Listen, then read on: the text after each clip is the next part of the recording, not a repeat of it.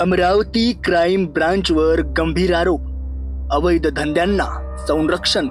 शहरातील क्राईम ब्रांचच्या कार्यपद्धतीवर मोठे प्रश्नचिन्ह उभे झाले आहे.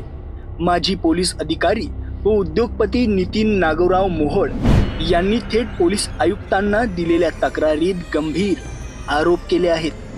तक्रारीतील मुख्य मुद्दे: मटका जुगार खुलेआम सुरू. शहरात ठिकठिकाणी मटका व जुगाराचे अड्डे बिनधास्त सुरू असून त्यावर कडक कारवाई होत नसल्याचा आरोप.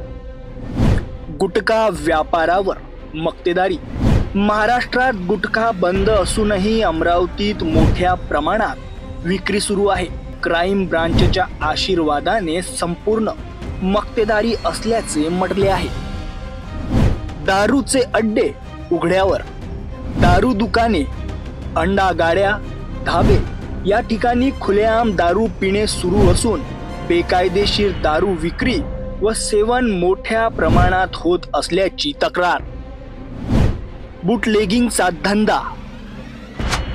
राजापेठ व बडनेरा स्टेशन येथील वाईन शॉपवरून रोज शेकडो पेट्या देशी दारूची अवैध विक्री होत असल्याचे गंभीर आरोप. बेकायदेशीर कार्यालय.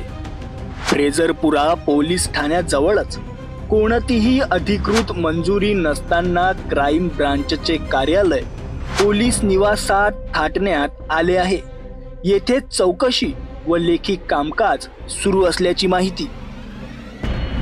माजी अधिकाऱ्यावरील गंभीर प्रकरणे. क्राईम ब्रांचचे पोलीस निरीक्षक संदीप चव्हाण यांच्यावर लाचलुचपत विभागात खटला सुरू असून 384, 385, 389 सारखे खंडणीचे गंभीर गुन्हे दाखल आहेत. तरीही त्यांना तदर्थ प्रमोशन देऊन मोठी जबाबदारी देण्यात आली असल्याचा आरोप. हॉटेलवर छापा. नितीन मोहोळ यांच्या हॉटेलमध्ये फक्त बाहेर ग्राहकाने दारू प्यायल्यावर थातूर मातूर कारवाई करून वेटरला मॅनेजर दाखवले, तसेच बेकायदेशीर कार्यालयात नेऊन पेपर्स बनवले असा गंभीर आरोप. मोहोळ यांचे म्हणणे, अमरावतीतील अवैध धंद्यांना क्राईम ब्रांचचे संरक्षण मिळत आहे. उलट पक्षी जे विरोध करतात त्यांनाच खोट्या गुन्ह्यात अडकवले जाते. इतक्या गंभीर आरोपात अडकलेला अधिकारी हेडपदी बसणे हे पोलीस खात्याच्या प्रतिष्ठेला धक्का आहे. ही तक्रार पोलीस आयुक्त अमरावती यांच्याकडे करण्यात आली असून त्याची प्रत गृहमंत्री, पोलीस महासंचालक, गृह सचिव व लाचलुचपत विभाग यांच्याकडेही पाठवण्यात आली आहे.